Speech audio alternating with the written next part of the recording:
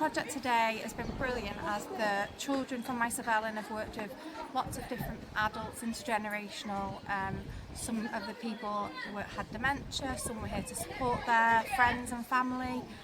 So the children have taken photos and they're going to make a scrapbook to help the people who came with them remember their experience and the stories they've shared.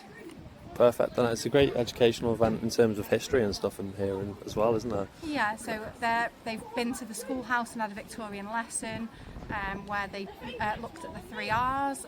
There was a gentleman who acted as the teacher, so they were quite shocked at how strict the teachers were back then. So it was nice for the younger children and the older people to share their experiences of school and how different they were and how things have changed, as well as looking around the buildings at the different history there as well. Yes, I'm very pleased that the Dementia Commissioners here with us today. We all had a great time. Last time I met him was we were in Ayres Park and we were there at the presentation. He's been very good to our group, the Old Age and Dementia Friendly Group.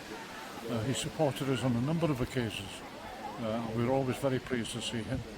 And of course we were very pleased to accept the cheque that we had in Cowan Bay, and we hope he'll come again